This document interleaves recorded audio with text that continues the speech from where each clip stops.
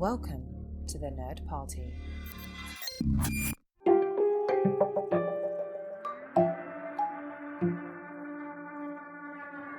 I think people are perverts. I've maintained that. That's the foundation of my career.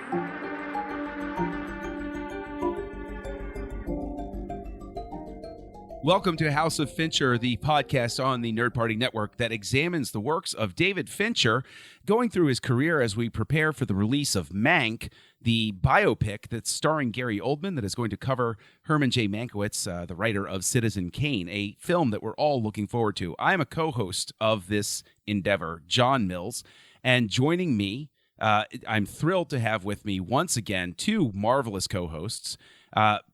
First up, Brandon Shea Matala. Brandon, how are you this evening? I am doing very, very good, and I'm very looking forward to this. I can't wait to see what you guys got me for my birthday. Yes. And speaking of birthday gifts, I have a key here for you, Tristan, that I found inside a clown mouth. Tristan Riddell is joining us as usual as well. Tristan, how are you? I'm doing fantastic, especially now that I know and got it in written agreement that you're going to go halvesies with me on Brandon's birthday gift. Yes, I would check for a forged signature on that one, though. Of course, here on the Nerd Party, you can find a whole bunch of shows. I mean, we have topics all over the board. Star Wars, Star Trek, Harry Potter. Film festivals are covered on this network. We have Doctor Who. We have Babylon 5 on our YouTube channel. Go over to thenerdparty.com. Go ahead and check all of those shows out. Go to thenerdparty.com/contact. Look up House of Fincher. Let us know how you think we're doing. And actually, if you think we're doing pretty well, go on over to Apple Podcasts, which is, of course, still the big dog on the block for podcasts, and give us a star rating and review. Hope it's a good one. Or you can go to any of your podcatcher services and go ahead and give us a rating and review. We would appreciate it. This is a labor of love, but we'd love to know if you love it too.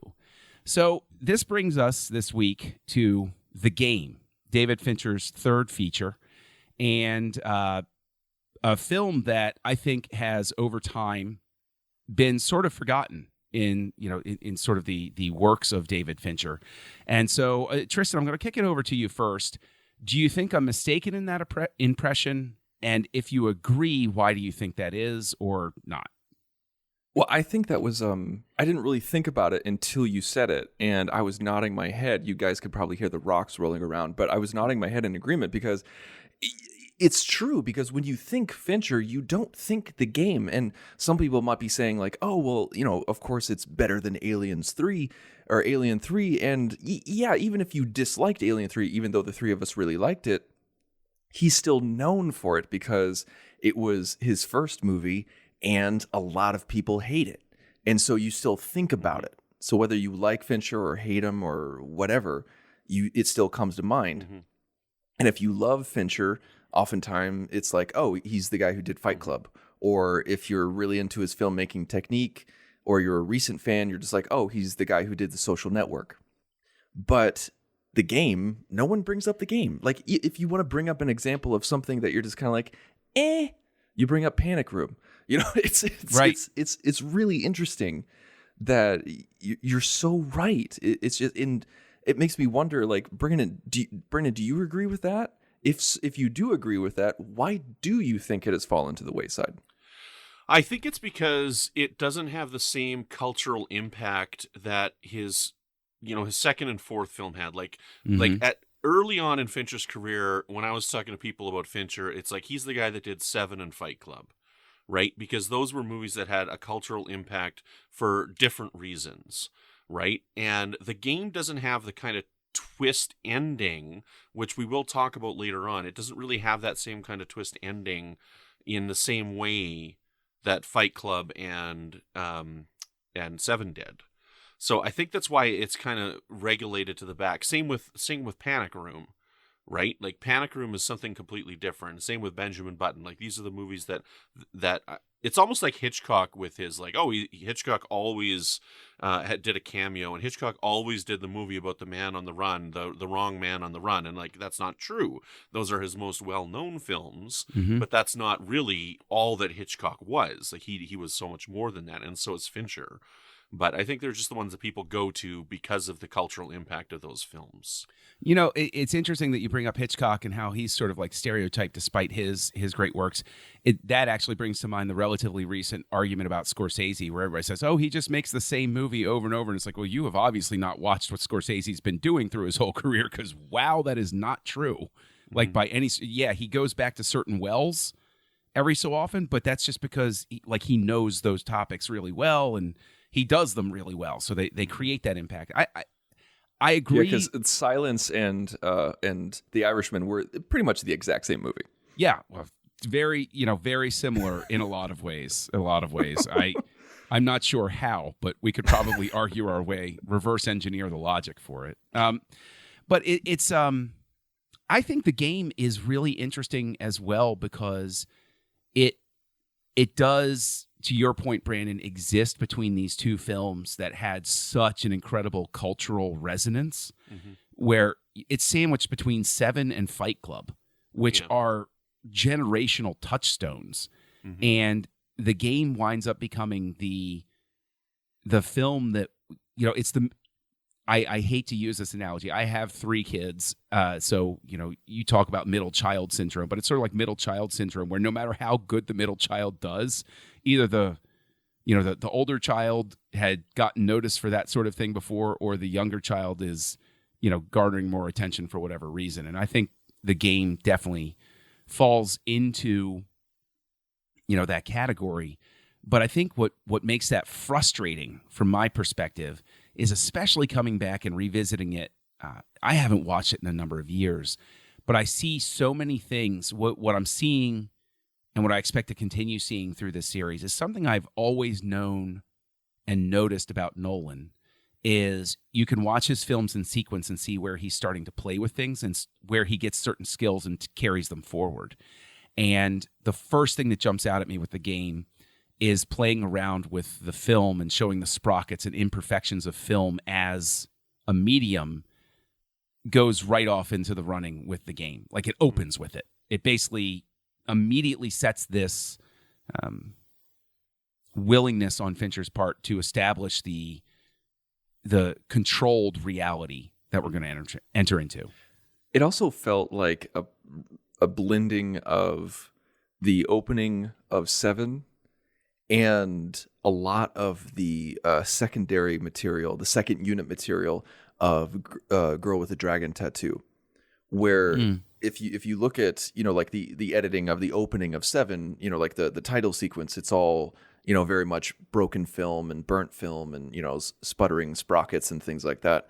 And if you look at Girl with the Dragon Tattoo, there's tons of home video footage and pictures and nostalgia and, like things shot in a different color palette and to show the days of old. And you find that Fincher touchstone, like it had his fingerprints all over it, but an evolving director as you move forward. Something that's interesting though, something that I wonder about is this, becomes a thing where Fincher is basically showing home movies of, tragedy or presenting the memory as a home movie sort of thing. And I wonder if what it is that we see more of a shift of a filmmaker who recognizes that we live in a time where the flashback is becoming, we have flashbacks in our own lives, and they're all the old videotapes and 16 millimeter films that we go back and revisit or transfer to DVD to watch, Grandma and Grandpa's 50th wedding anniversary or something like that. That's interesting. Sort of like it's a cultural visual language. It's a tip, if you will, to the fact that this is how our flashbacks work in real life. I'd say even more so now because, every day, like for people who are on Facebook, it's just like, what happened on this day 3 years ago, like these are the pictures that you took, or you said this, you said that. And so we're bombarded by our nostalgia, we're bombarded by our memories, whether we like them or not, because of the digital age. And, we're also, talking about the individual who directed the film about the birth of Facebook. You know, Right. in Facebook, there were no flashbacks. Right? Am I In the right movie? here? In I the think, movie, yeah. I think you are right. Yeah. I mean, there were. I think there were fudging with the timelines a lot because, like, you saw you saw him in not litigation, but you saw him in arbitration with multiple people, and then we'd go back and we'd see him in college before Facebook was developed. So I guess you could argue it either way. But anyway, my point being that it's I don't know what my point was. I'm agreeing with you, John. Like, it's interesting how he tackles those flashbacks and how he sees them through the lens that we see them in real life. And like, none of us are just actually looking out a window and seeing something in black and white. You know, like, we actually can go to old footage and see our childhoods, even more so now than even, you know, in the 90s. See, I've always interpreted the opening, you know, in the flashbacks to the father's suicide and the parties that's going on. Like, part of the reason he chose to give it that grainy 8mm look is to capture the time frame of when it would have been occurring, because that would have been the type of material that a rich person would have had. They would have been able to film home videos like that on that type of a format. But also, I interpret it as it's grainy and blurry like this because the memories are not clear, right? So this may not be a completely accurate representation. Like, I've never interpreted those as being, those are actually the home videos, because I mean, like, the guy, Right. There's footage of him jumping off, Right, of You know, course. so, Right. So that would be very convenient to have that on a home video and not something that would be revisiting very often, right? Of course, So, of course. yeah, But I mean, I mean just more in the fact that the visual language is more familiar to people by this point. Yeah. You know, Yeah. like in the 90s, you know, I know it seems like cell phones, you know, are the first time that people started recording everything. But I had a friend who literally recorded, like, he had his video camera at every single event, and you know, like, every single memory was captured. There's a lot of footage of him and me and everything in the past. But in terms of setting up, Brandon, his life and opening with those things, how effective do you think that it is that we open with that sort of thing to establish his character, considering the fact that we're being introduced to a billionaire who on the surface wouldn't appear to have a very difficult life or any challenges that could really, you know, throw him off? Like, how effective do you think this is in grounding? Like, you know, is it something that you think grabs you, or is it something that sort of puts you off at first and you have to get used to? I remember the first time watching it, I was wondering how does this video intro tie into the main plot of the movie? Because I didn't really know much about this movie going into it, right? I think all I'd seen is that trailer of like the marionette, right? So like there wasn't really much that I'd seen for a trailer of this, but it's very good at establishing this character, because it's telling you right off the bat that this is a very major, important event in this character's life, right? And so we're established right from the beginning that this man comes from wealth, right? Because of the environment that he's in. And then to see him, and then the opening shots of him are him alone, right? Because in those opening scenes, there's family and there's things going on. There's parties going on and stuff like that in the opening, in the flashback footage. But with him being all by himself, it's setting up a tone for this character. And it's also telling us as the viewer that there's a direct comparison between who he is now, being alone, and this flashback footage. And we're going to be hopefully finding this out over the next 2 hours. Yeah, I think that's incredibly spot on, because I think the same thing, is that it showed you a defining moment in his life, something that would affect him, you know, moving forward for the rest of his life. Obviously, how could it not? And not only did it happen to him, it happened in the house that he's still in, and which is now an empty house. And it makes you wonder, well, okay, is the house empty because of his father's actions, or is the house empty because of his actions? And I love the certain types of exposition going on where we find out that the one servant that he has been there his entire life. And she's the only one who hasn't left him, or the only one he hasn't driven away.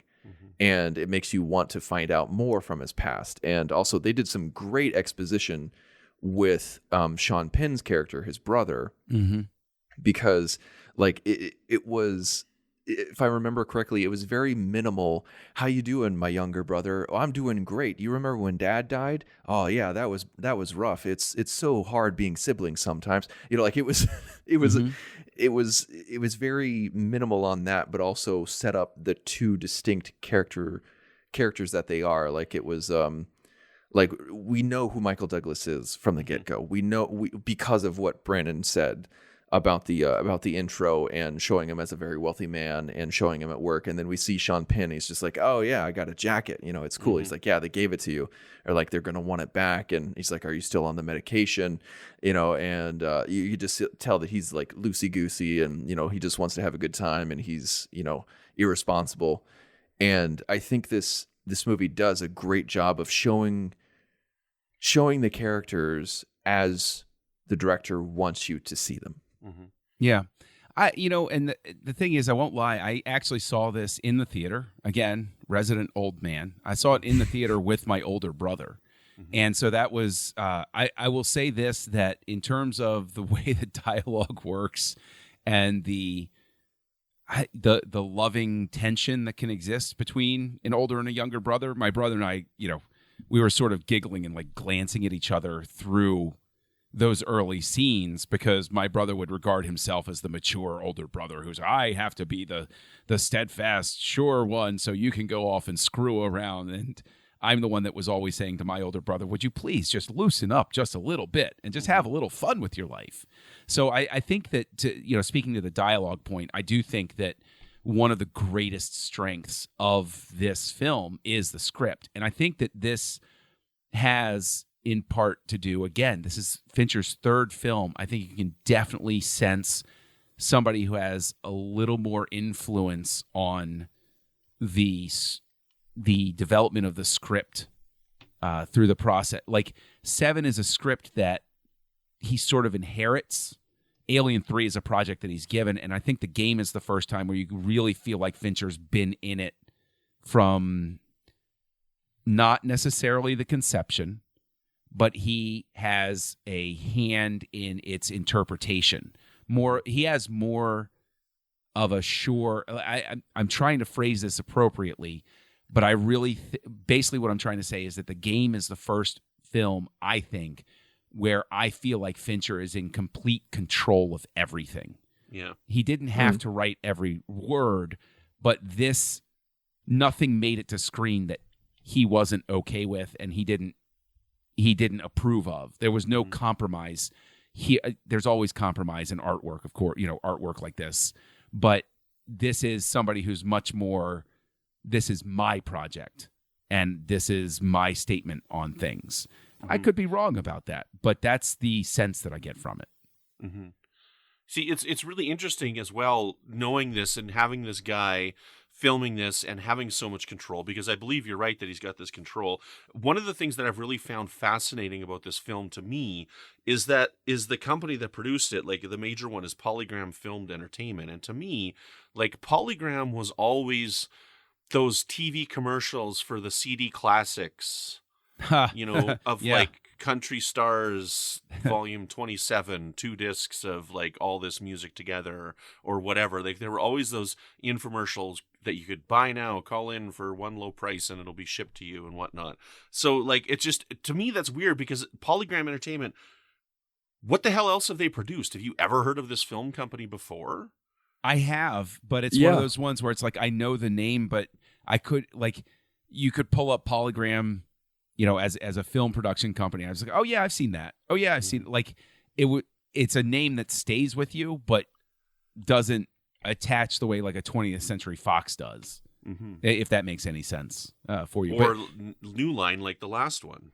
Yeah, but Tristan, I see, when I was venturing my opinion about Fincher's amount of control on this, you were sort of not necessarily on board with that train. Where am I wrong here?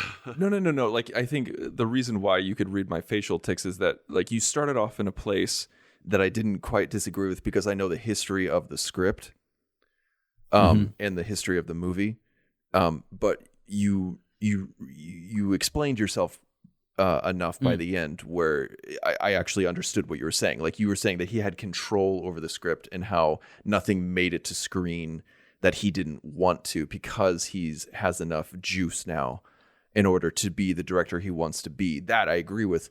But the thing is, like, the script had been written a long time ago and was trying to find a director, and it was being shopped around to certain production companies and directors until it found its way to Fincher's desk. And not saying that he didn't have any control over the script. I'm sure that he did. But it was that's it. Like, it was and this was actually The Game was supposed to be his second film. But he shelved it when Brad Pitt said that he was available to do 7. He's like, okay, well, then we'll do 7 first, and then I'll do The Game later. Interesting. Oh, I think that, I'm sorry to cut you off. I was just going to say that was the smartest decision he could have possibly made, I think. Because I think that Fincher needed to be in complete control. And, I think he needed to be at this stage and have that major win under his belt to make this the movie it deserved to be, if that makes sense. Now, Brandon, do you have any siblings? I've got I got an older sister who I lived with, and I have a younger brother who I never did live with. Yes. Okay, well then I want to pose this question to you guys. Now, John, you were talking about how you saw it in the theater with your older brother, and you kind of had this back and forth going on, like the Van Ortons, about like one being responsible, one being loose. Yep. So, how do you think the movie would have played if Sean Penn's character was a woman, was Michael Douglas's sister? So long as the dynamic of older versus younger is, because I think that there are variations when it's two brothers, and then when it's a brother and a sister, I think there are inevitable variations accounting for all of those different factors. But I think that what really resonates is the thing that always exists in a family. The firstborn is going to be, a lot of times the achiever, the rule follower, the structure giver, and the younger kid is going to be a little bit freer, simply because of the nature of raising kids. You loosen up a little bit with each one.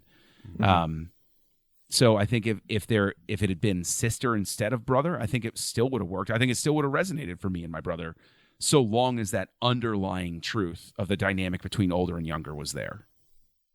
Brandon, do you agree? I don't know. It's tough for me to say because of like my family situation. I mean, like, so me and my sister are half sister and brother. Me and my brother are half brothers. And because there's two complete sets of parents involved, my sister and my brother aren't related. Right. So, and then like with my older sister, so she's about 3.5 years older than me. And like, I'm the more mature, like, because my sister's got mentally handicapped challenges, right? So she's got her own situation there. She's functioning and she's got a job and everything like this, right? But she was always the rule breaker, the one who was always out going out at night, and she was the troublemaker in the family as opposed to me. So even she was the older one as well. So I don't I'm probably not the best person to do that with, because family dynamic is odd for me. So well, the reason why I ask, and that's really interesting that like you both have that kind of experience, is that in pre-production, Jodie Foster was supposed to be Sean Penn's character. Oh, wow. That would have been interesting. Right? Wouldn't that have been really interesting? But in the last minute, during the 11th hour, Jodie Foster said, I don't want to play his sister anymore. I want to play his daughter. And both Michael Douglas and David Fincher were just like, no, that's not going to work. That's not the dynamic we want. Just no, let's just do it how it's written. Let's just do it how we all agreed it was going to be. And she said, no, this is how I want to do it. I want to do it as his daughter. And she would not budge, and neither would they. So they're just like, okay, fine, we'll find somebody else to do it. And so she sued, I don't know if it was Polygram or somebody else, but she sued them for $50 million for dismissing her. And it was settled out of court. That's all we know. No kidding. And which is surprising to me, that they worked together so soon afterwards, with Panic Room. So there must not have been too much of bad blood, but that's when they rewrote it to be a male character, and they actually offered it to Jeff Bridges before it went to Sean Penn. That would have been mind-blowing if it was Bridges. That's a totally different dynamic. Like, I think Penn is a terrific actor, but like any terrific actor, he's best within a certain, a certain range. They're Hanks is a fantastic actor, but I don't want Hanks to play the Joker or something like that. Or, Bridges is a terrific actor, but that would be an off-putting dynamic. I think that Penn brings that sort of manic man-child energy to a part like this that I think really makes it vibrate. Really gives it that energy that I think does take the whole situation up. I would offer that maybe the case with Jodie Foster suing is it's sort of like I fall back on Tom Petty suing Sam Smith for, this sounds too much like Won't Back Down. And he apparently even sent a note to Sam Smith saying, I just can't let the precedent stand. It's not that I have any problem with you. I think your song's great, but if I let you slide, then I'm setting myself up for trouble down the road. And I would imagine that probably Jodie Foster's lawsuit was along those lines of, if I let them slide, then people are going to think, to make another film reference, no, I tried to let everybody pick their own names. They all wanted to be Mr. Black. Nobody knew each other. Nobody wanted to back down. It's that sort of situation. Yes. I guess that makes sense. Yeah. I wonder, though, then, if that's why they kept the name Connie, because, when I saw this, I was 16 years old, right? And I had just moved away from La Ronge, Saskatchewan, where I went to school, and we had twins in our class that were Bonnie and Connie. And, right, so, my only experience with the name Connie was with this girl that I went to high school with, right? So, for me, even still seeing that name, having the name Conrad shortened to Connie has always seemed odd to me. Yeah, because it usually is the shortened version for Constance. Right, yeah. Bonita and Constance were their names, so they're Bonnie and Connie for short. Conrad is such a rich person name, isn't it? It just feels right. It just feels right. It does, and I'm going to go ahead because I was sort of sitting on this. I was like, I'll wait until we get further in. But I just want to say, with the dynamic that is here, what I come away with this film, because we have this setup of this sort of tragic, lonely existence in childhood, coming from wealth, becoming an established businessman in his own right. And he's a terribly successful businessman, deals with money. He's a banker. He worries about money. He has a guy that visits him for dinner saying, hey, come on, loosen up, live a little, let's have some time. And then he has an experience over the span of, I guess, a day where he's forced to confront his fears and the true nature of himself and life. And at the end is sort of reborn. So long as we're talking about the script, I wonder and would actually offer that I see this film now, at least, as a sort of modern retelling of A Christmas Carol. I can see that. Now, I know you're a big fan. I am. John. I'm a huge Christmas Carol fan. I pride myself on having seen almost, if not every filmed version of A Christmas Carol, at least major filmed version. I'm sure there's a Hallmark Channel version that I haven't seen, but I mean, the Mickey's version is the best. debatable, but go on. So, but would you say that Connie is the ghost of past? No, nephew. No, okay. Yeah, the nephew who that makes comes sense. every Christmas and says to Scrooge, basically unclench a little bit. People love you. Live. Don't just be concerned about business. And Scrooge's rebuff is always, yeah, thanks. I'm good. Get out. What's your problem? Oh, yeah, okay. Sure, you're living a great life while the rest of us have to work. Okay. And, so I see a little bit of that nephew and Uncle Scrooge dynamic there. And then one night, a strange event happens. It's like the TV starts talking to him. It's almost like a ghost. and says, you're going to go on this grand adventure that's going to teach you something about yourself. And he has to encounter death at the end. He has to encounter the truth of his past. He has to encounter the present. And he has to embrace all of these things about himself while at the same time letting go of everything that was making him such an uptight a-hole. Mm-hmm. Yeah, I could totally see that. That's a wonderful comparison. That's really fascinating. I mean, once you take out the hookers and blow, I think, you could really get the Christmas Carol in there. I contend that there was probably an early version of A Christmas Carol that had that in there, and I'm just I'm going to lead the search for it. That manuscript is somewhere. So, but setting, that one's adapted by Shatner. Rock monsters at the end. But I also would say that with this, it's how I come to, and I want to get your guys' take on this.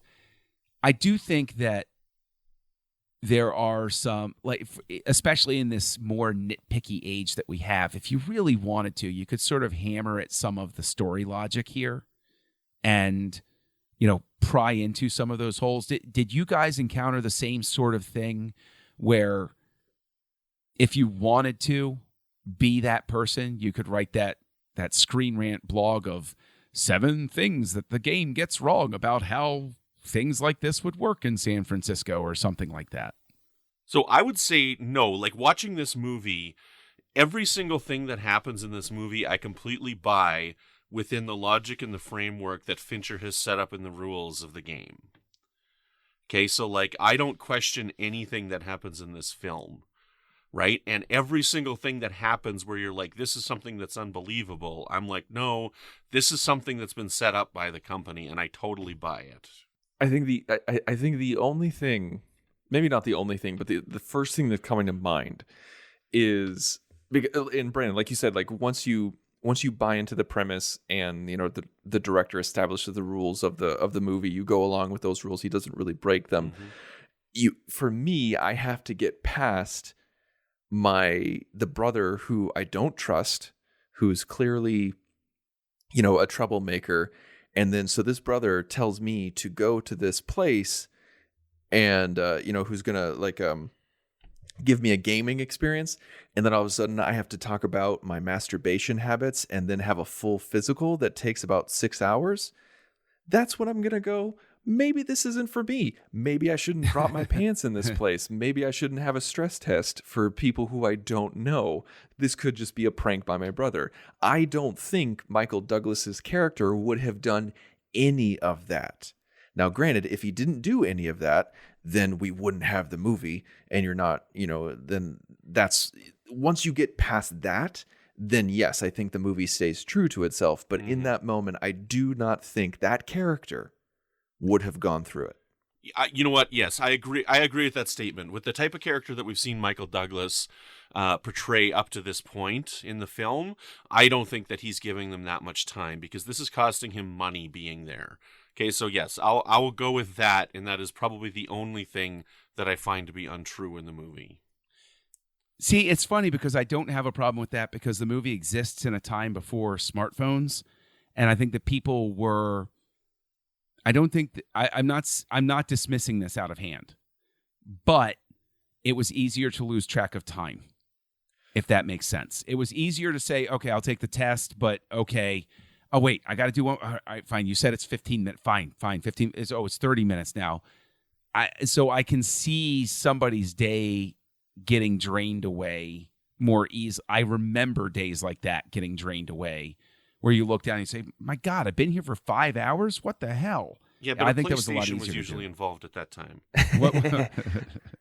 Well, okay, the time thing, while I think Brandon's right about him thinking it's costing him money, he's got more important things to do. That actually wasn't the crux of my particular argument. It's really just I don't think Michael Douglas would be honest. I don't think he would go into psychoanalysis, and I don't think that he would change in front of people. I don't think that he would allow himself to be analyzed physically as well as mentally. I feel like the only way that they could have done that is if he was tricked into it, and where he actually needed to talk to somebody, or he needed a physical, or where the gaming company CRS right? CRS? Yes. Or, Yeah. Wait, yeah. Consumer If record, CRS said like, oh wait, like we lost your records, we need you to come in for a full physical. It was like, oh, I just had my physical 2 months ago. Yeah, yada yada yada yada. That might be illegal, but Yeah. what I just said. But which a lot of this feels like they're breaking some laws. So that's another thing. But yeah, the time thing wasn't so much my thing. But on top of that, so with it though, you can sense his impatience, okay? And like, so watching this movie, I buy into it enough that they're using that impatience of him being there. I get what you're saying, but that impatience is being built into their understanding of who he is, and so he's going with it. And I guess I am understanding what you're saying, but yeah, that's. I would say that the appeal of sticking with it is that he wants to prove to Connie that whatever this is, whether it is a prank, whether it is for real or whatever, you did it, I can do it, and I can do it better. And I'm going to prove to you that I'm better than you are. Like, because there's definitely that dynamic of, I definitely think he has to constantly prove to Conrad that he is the alpha in this relationship, and he must be respected for his excellence. And he even lied to Connie on the phone when CRS called him and said like, oh, you're not going to be a part of the game. And then he calls Connie and says, I don't think I'm going to do this. Like I just don't have the time, like I'm not really interested, because he doesn't want to admit that he was rejected, even though he wasn't really rejected. And so, John, I think that's a strong argument. Yeah. For me, it's some of the littler stuff that I could wind up poking at, because there's obviously some sleight of hand with when he picks up Connie and they're driving in the car, and then Connie discovers the keys in the glove box. That's played a little bit too much, as if Connie... I know about the smile that Connie has in the car, supposedly. No, okay. I have no idea what's going on. Grab my... There's a scene. Let me set the stage here. There's a scene where the tire blows out, and Connie's in the car saying, I paid them off. They won't let me off the hook. Oh, my gosh, this is worse than you ever thought it was. And Michael Douglas gets out to change the tire, and he's trying to open the trunk, and Connie opens the glove box, and it's filled with CRS keys. And then he grabs a handful of the keys, says, you're in it with them, you're in it with them, and he throws the keys and runs away. But it plays for the audience as if those keys take Connie by surprise. But Brandon, you have a counterpoint here. What is it? I do. So I've got a thought on this. And the last couple times I've watched the movie, I've thought this. So I might have to jump to the end of the movie to like get with this and whatnot, but sure. I think Connie is on a second game. He's gone back a second time, and part of him being on this is getting Michael Douglas in. And so when he gets there, I absolutely buy that Connie is the one who's confused in that scenario, and that's totally legit, because that's a part of Connie's separate game that's being intertwined with Michael Douglas's game at that point.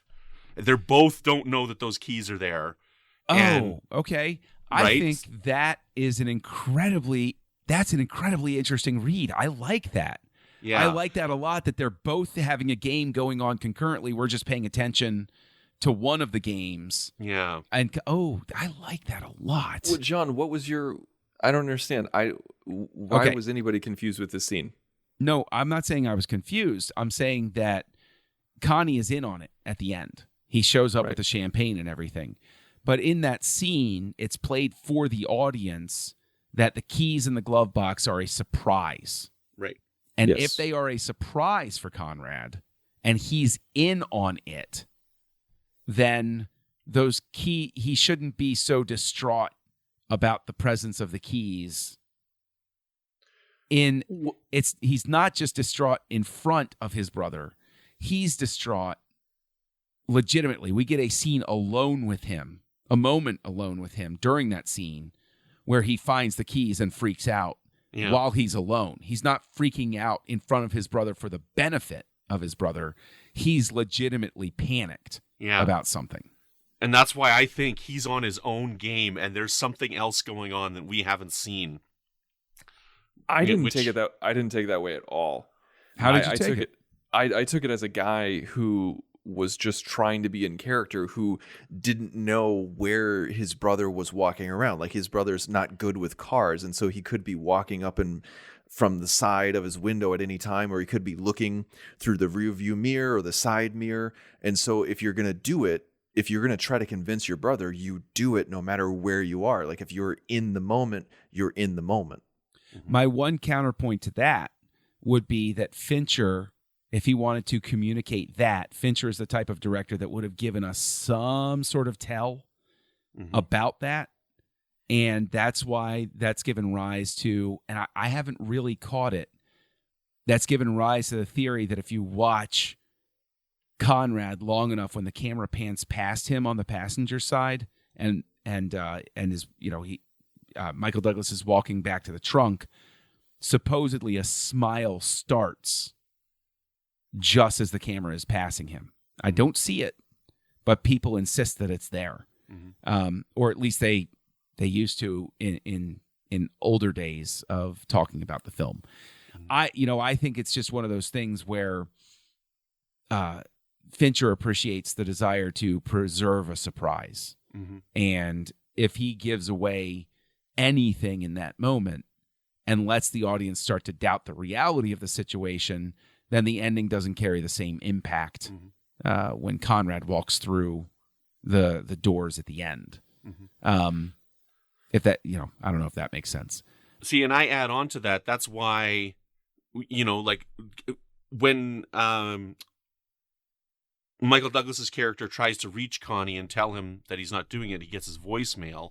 And so, like, my read on that is that Connie's avoiding him, right? Because he's starting to suspect some weird things, right? And I don't know, like, that's just how I read it. That's just how I've read the movie the last couple of times that I've seen it, is that Connie's avoiding him at that point because Connie sucked him into the game because that was his game. He needed somehow to get his brother involved, and so he set up this lunch and everything like this. And I don't know, maybe I'm reading way too much into it, but that's how I've read it the last couple of times. I totally think you're reading way too much into it. I mean, like, there's no way I can prove you wrong, but I think that's overly complicated for what it is. I think that's I think we're burgeoning on it's a movie, territory where, like, come on, like, it's it's a movie. Yeah, but I think that's also, and we keep calling him Michael Douglas, but the character's name is Nicholas. Thank you. Yes. Yeah. Nicholas Van Orton. Nicholas Van Orton. I just, we did watch the film, I promise you. But it's just, no matter what Michael Douglas is in, I refer to him as Michael Douglas. Oh like, my gosh, it's just, every single time. Yeah. It's impossible. I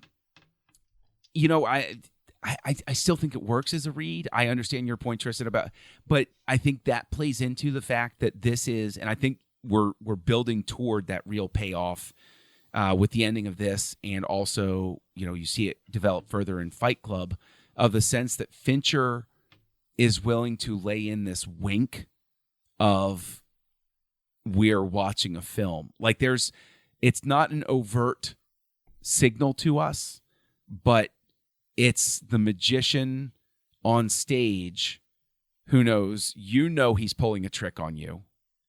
And he knows, that but you're going along for the ride. So I don't think there's this great tension that goes along with it, because I think that tension is what leads other filmmakers, other TV franchises, to overcomplicate themselves and over-explain things to the point where they wind up boxed in. Fincher has created something here where even this one little scene where I can be like, well, if you really want to pick a hole in it, you could go into here. But he's left that opening for Brandon to come in and say, aha, but consider it this way. Yeah. And so I think that's a really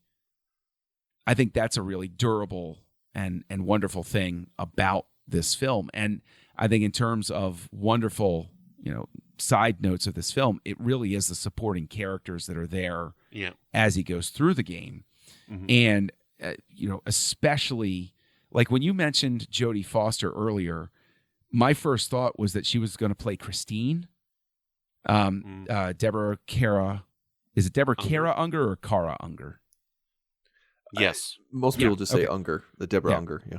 Deborah Unger. I thought you were going to say she was going to play that part. And I was like, oh no, that wouldn't have. I wouldn't have seen that at all. Mm-mm. But I really think that, and this is I think also an amazing thing about Fincher's work is he always has female characters that are, well, from this point forward at least, because Gwyneth Paltrow she's there in Seven, but it's, this is a much more robust female character, more of a return to, form, I think, because I think that you see here a character that is that sort of hallmark of a Fincher film, that even though he's a male director, he always has very interesting, compelling female characters in his films. And I think that Christine really, stands the test of time because it's so easy. There are so many films where you go back 20, 30 years later and you're like, oh, okay, for the time it was interpreting females, okay. But this feels like a character that still withstands that sort of test. And I just want to know if you guys agree with that, this is a female character who stands up to modern scrutiny. I don't know if I'd go that far. I mean, really, I wouldn't say that she doesn't. I wouldn't say that she's vapid or a stereotype. But I don't think this is something that really screams to me, like, oh yes, this is a great example of a modern female character. Maybe I'm reading too much into what you're saying, or maybe I'm taking it too literally. I'm not quite sure. But like her character, by no means I think was bad, but I also don't like when I look at his entire works that involves Ripley and Lisbeth and Marla and also I'm blanking on Kate Blanchett's name. These are all amazingly well drawn and beautifully flawed, sometimes strong, sometimes weaker. They're just so ornate and intricate and lovely in their own way. When I look at Christine, she's way far down on the list of something that's some female character who's interesting in Fincher's works. Mm-hmm. I would agree with that because I think she's an interesting character, but everything she does is artificial for the entire movie. Right? So like this is not her. This is her playing something the whole time. And depending on when he's encountering her in the film, she's playing somewhat of a different role. Right? Yeah. I guess. I mean, I think the problem there is that I overstated, I guess. But in the context of once you find out the extent of her control at the end of the film, because I think you have to go all the way through the entire film, and you find out that basically she's been the puppet master all along. Like it's the big reveal is that she's the one that got Michael Douglas to that point. She manipulated him. This is this billionaire investment banker in control of this giant empire, and this woman comes in and basically takes him by the hand and gets him from point A to point B, and gets him through the whole thing. And you understand in the context of the the final moment, especially when she's the one that says, "Hey, you want to come get a cup of coffee with me at the airport?" That she's the one in control. She's the white rabbit that he has to follow, and so this is a woman who came in and took over for a guy who thought he was in complete control and mastery of his life. So I guess it's hard not to accidentally overstate what I'm saying, but that I'm just saying that just in the context of that ending, that it. No, that's where I see it. No, I think that's really interesting. I never really thought of it that way because I never really saw her as the puppet master. I saw her as just a tool of the puppet master being the nebulous company, the CRS. But I think you're right. I think you're absolutely right, but I never really looked at it that way. I don't feel like it was presented that way to me. Okay. I mean that's just that's just the way I took it this time. Yeah. So, you know, I hope that it'll probably be something that I keep with me, you know, through it. But so you know, as we come, you know, as I mentioned the ending, one of the things that, you know, I wanted to say is that I remember the commentary or something I read, whatever, you know, maybe I read it, maybe it was the commentary or something years ago, where basically the game in this context is a suicide intervention to prevent Nicholas from killing himself the way his father did. Mm-hmm. And, you know, of course, there's the act of suicide at the end that he winds up surviving. And so I just wanted to say that I know that one of the things that immediately sparked with me back then and probably contributes a bit to my affection for the film now is it came along at a time in my life where that was a very relevant message for me. And I think that this is, as a result, the type of work that I think does remain timeless, even though it's locked into that, you know, pre-smartphone time.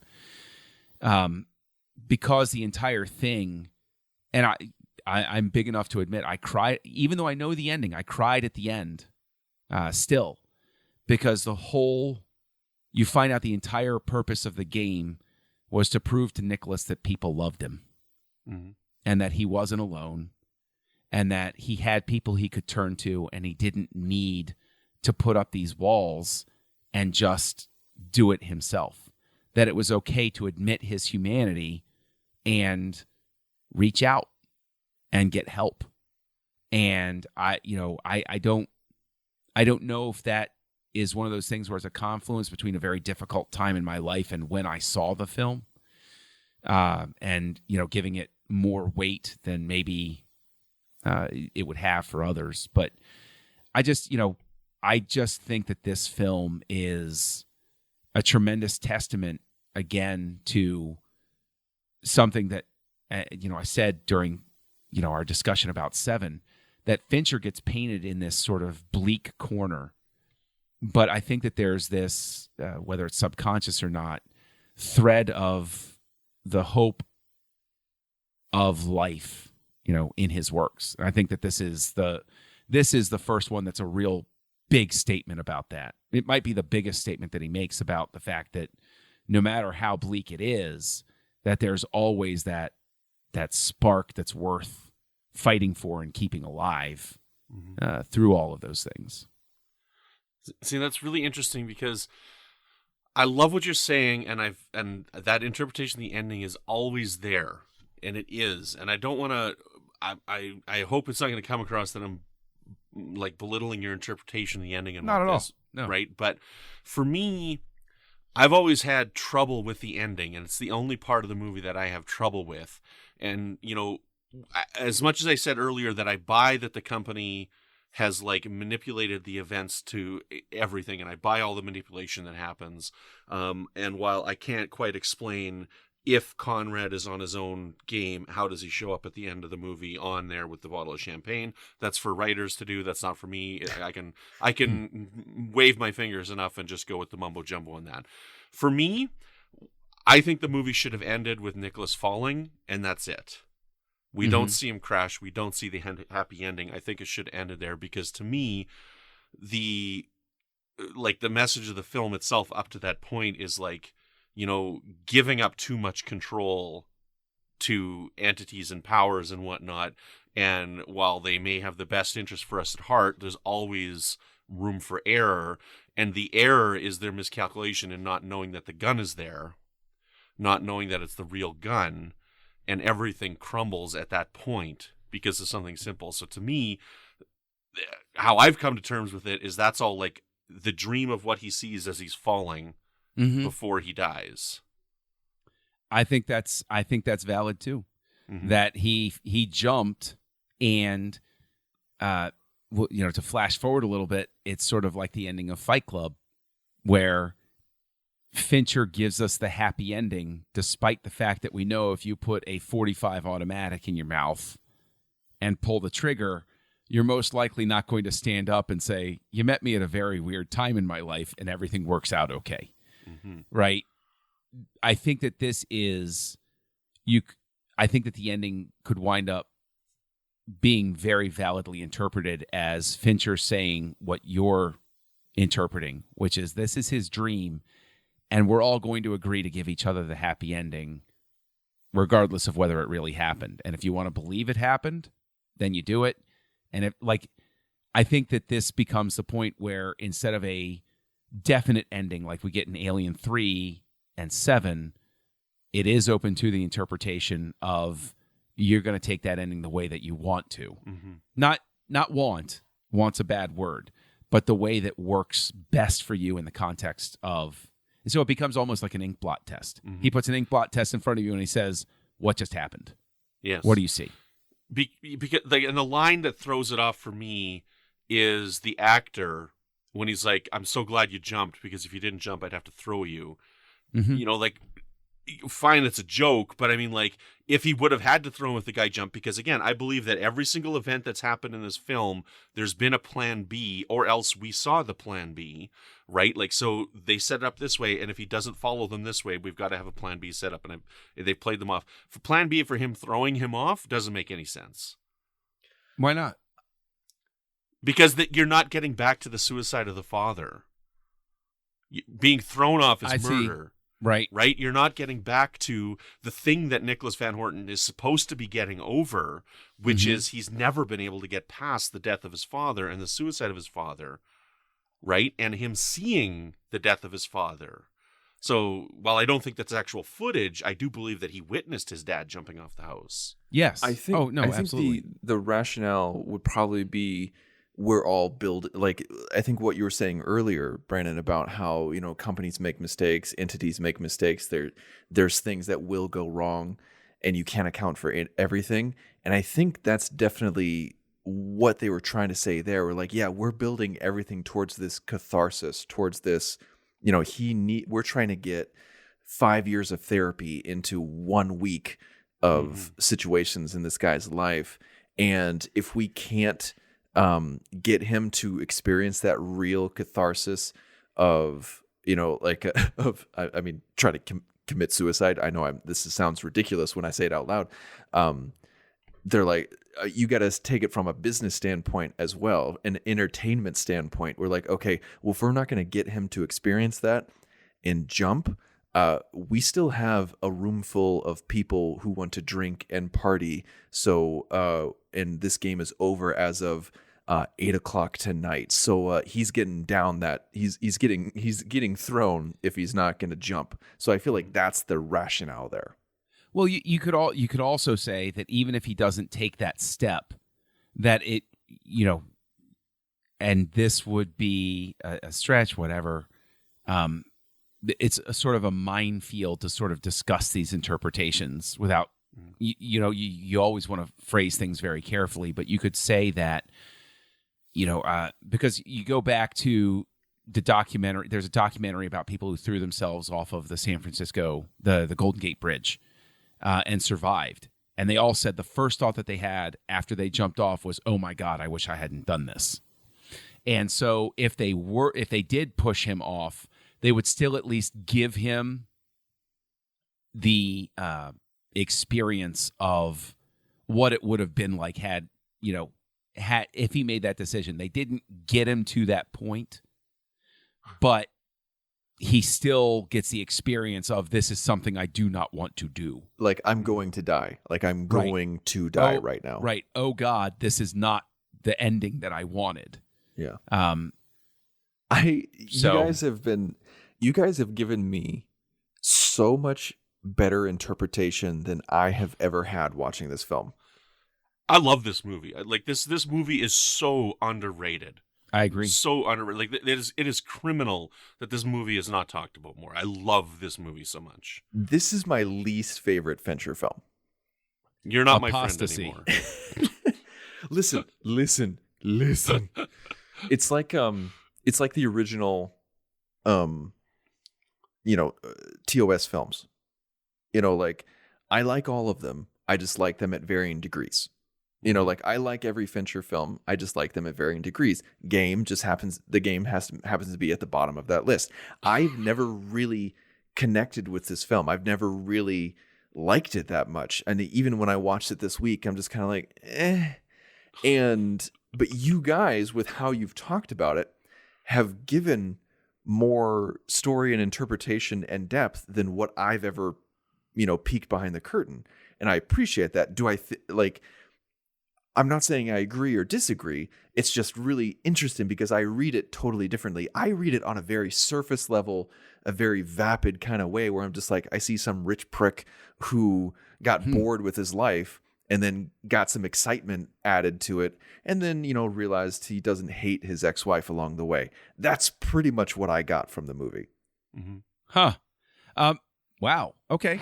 Well, I hope I do hope we've given you something else to think about. You absolutely have. And I'm not saying that like, oh my God, my eyes are open and I was once blind, now I can see and this movie's amazing. I'm not saying that, but you've given me a lot to chew on.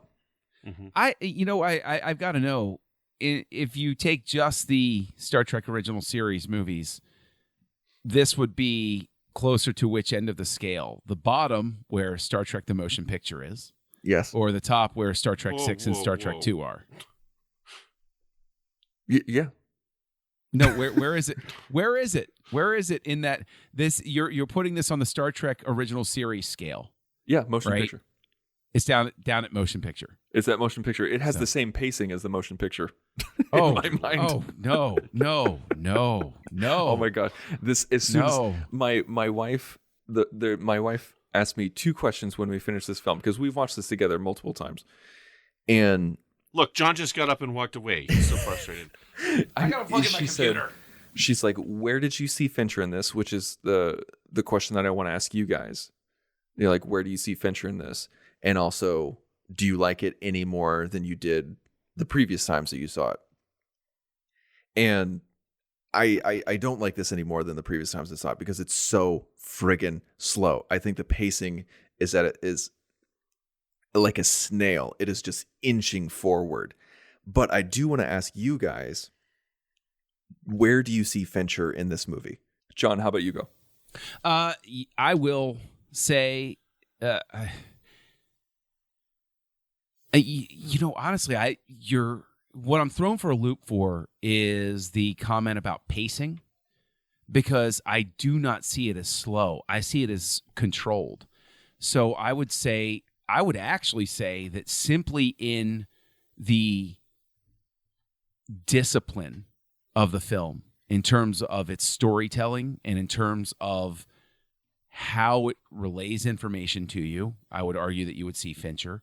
I think that in terms of the visual style, I think that this is I think this is the first film that truly, if I looked at a shot, I would say that's a David Fincher film. I really think that as stylized and cool as 7 is, there's still a couple of rough edges there where he's still getting there.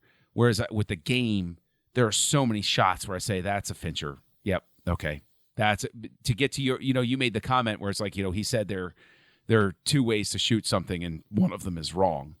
And I think you see that embedded throughout this entire thing. There isn't a single frame where I say, yeah, that could have been, that's not really clear to me, or that could have been edited together better. I think everything in this, I guess I'm tipping my hand in terms of, how I would wind up rating this, but I think I see Fincher just in the discipline of what he says and how he says it visually.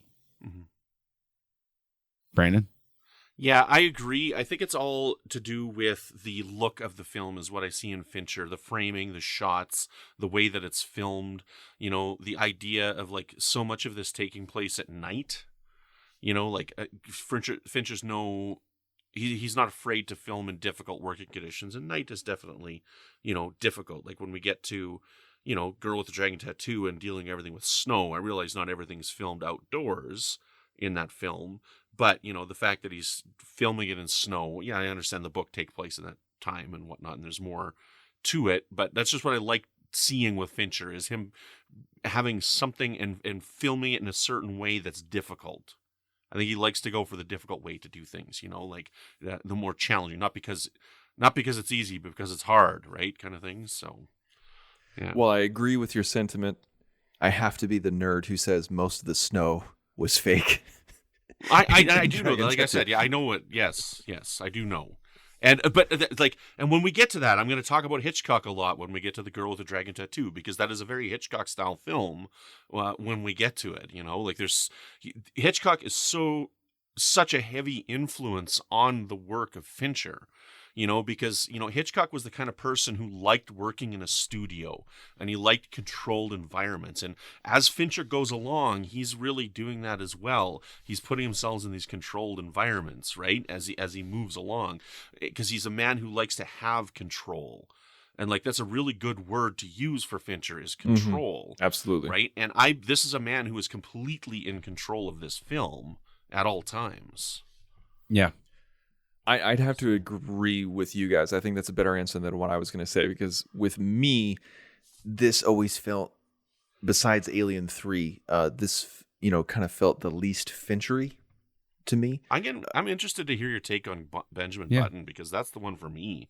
Oh, I see Fincher all over that. I see his thumbprint all over that. No, I think that's fantastic. I'm looking forward to that conversation too.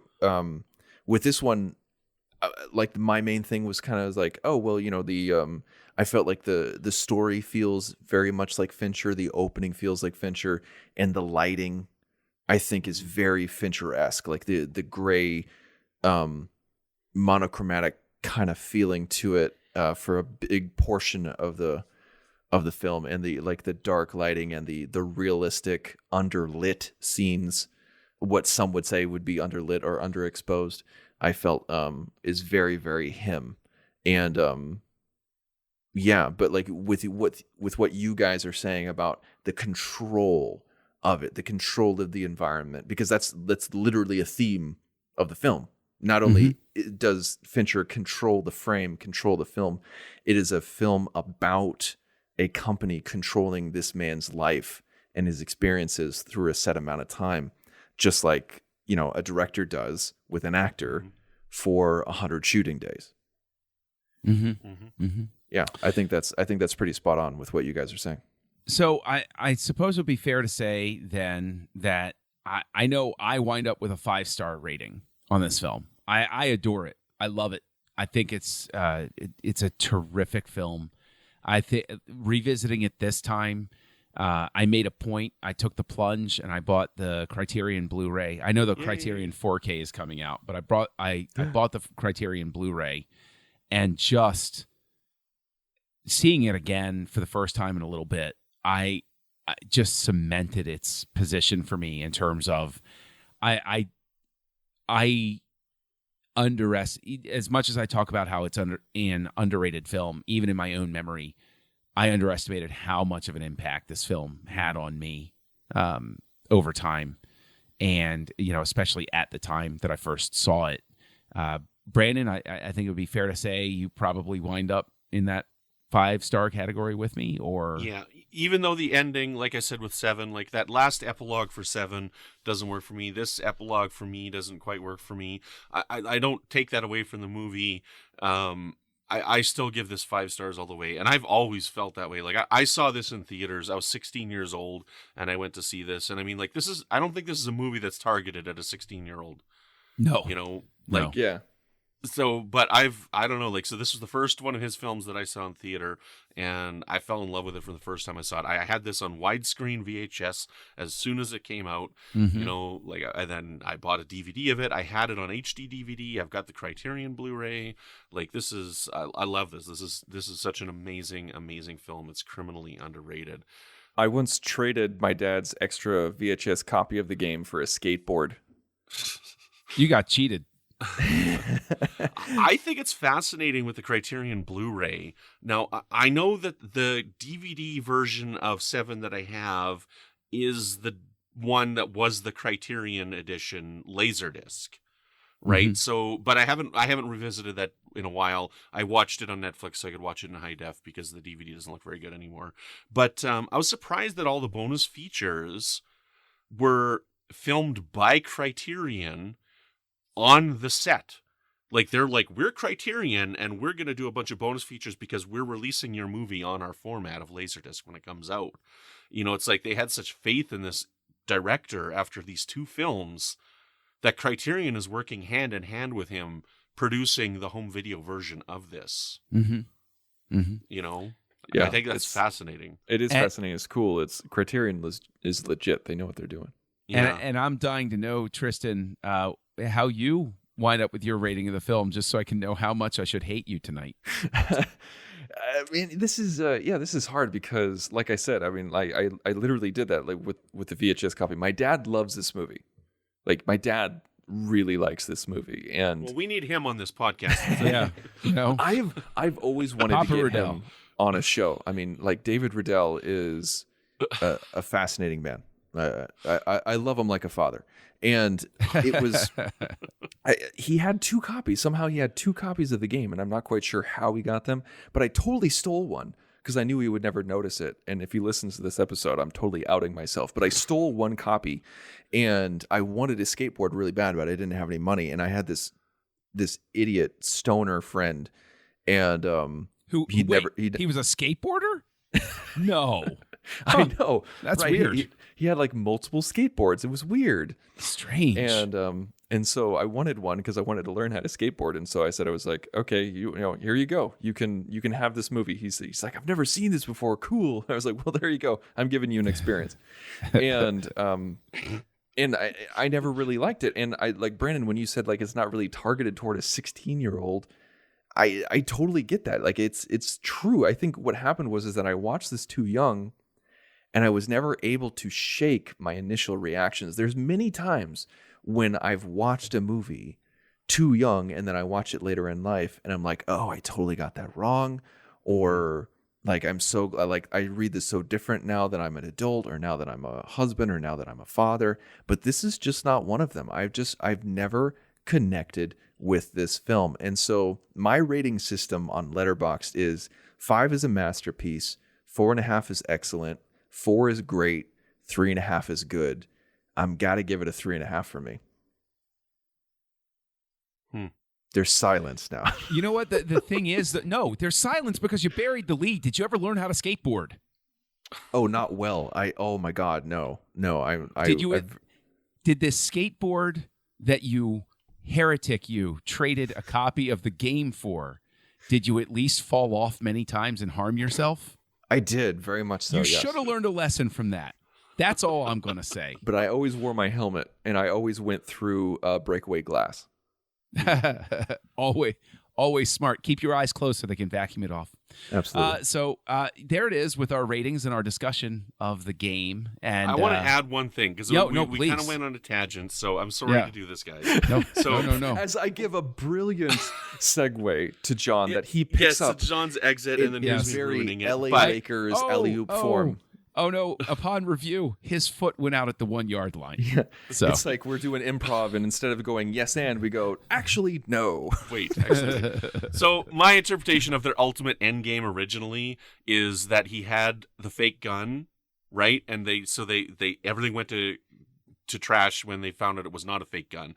But he was supposed to get to the point where he was contemplating the suicide, and then would break down and cry on the roof of that building. Right, and realize, because his whole fear is turning into his father, right? That's his fear. That's his deep-seated fear, is that he's going to turn into his father, and he just realizing that he can't do it, and that's the celebration.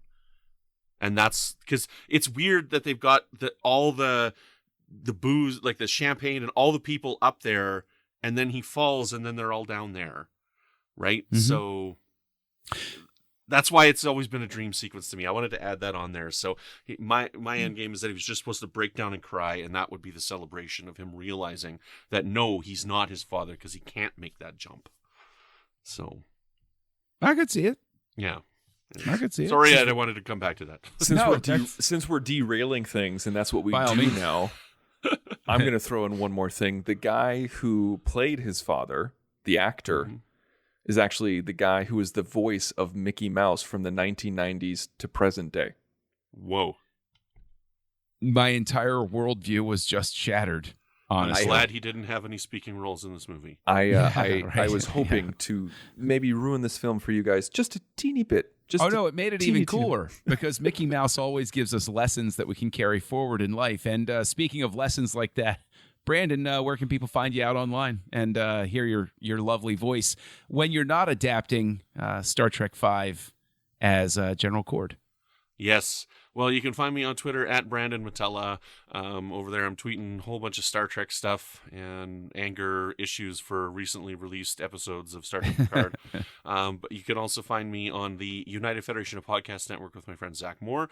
We have a show called Franchise Fatigue where we cover movies, remakes, and sequels. And my good friend John has been on when we talked about such wonderful films as Pet Sematary 1 and 2 and the remake, and Jaws 3 and The Revenge. Oh, and yes. Believe it or not, Jaws the Revenge is better than Jaws 3. Fact. And you can find me over on Trek FM with a show called The Line, which is all about Star Trek Picard.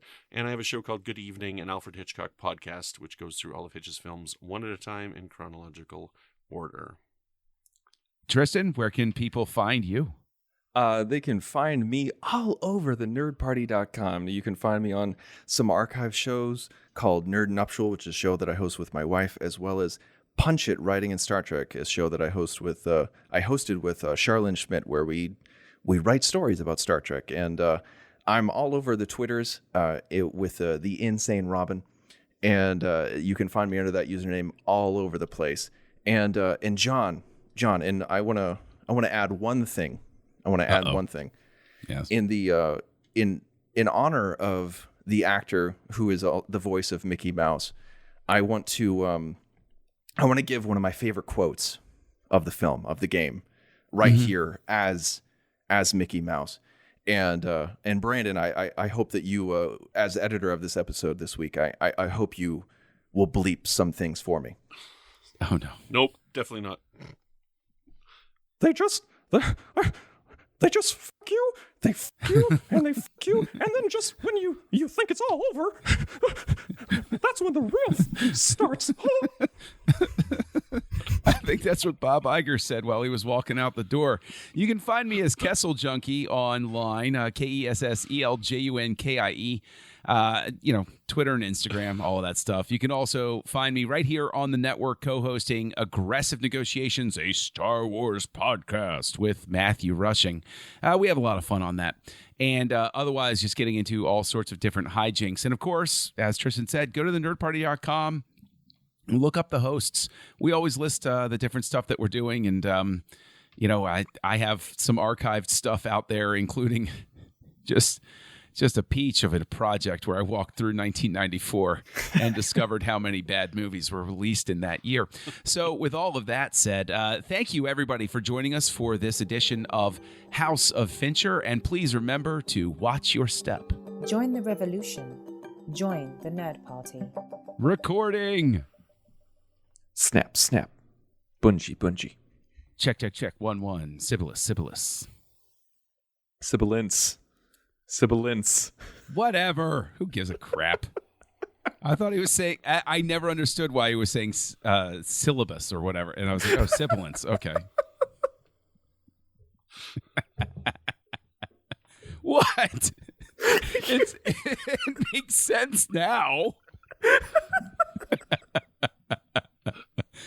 Keep this in as the stinger, Brandon. What's that? Keep this in as the stinger. I make Tristan break. I've never seen him laugh this hard.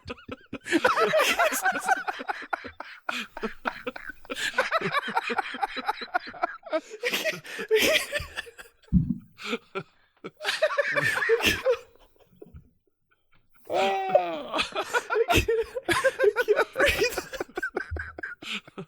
Potato chips, they're everywhere. Okay.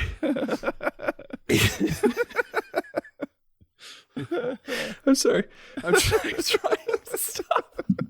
And when you laugh, I laugh. That's the thing that's killing me. Okay. Okay.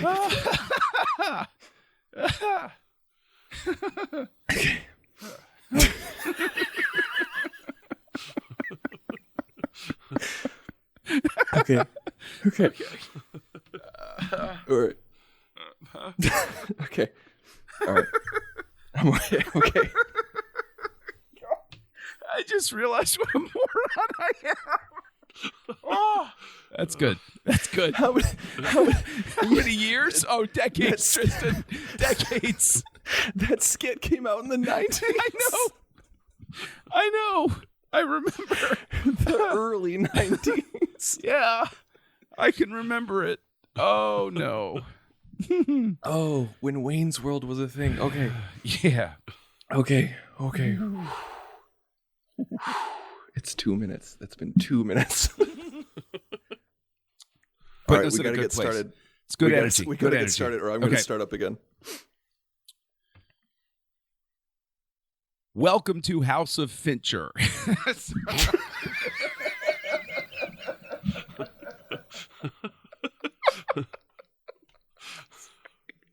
Sorry. I kept looking at you guys.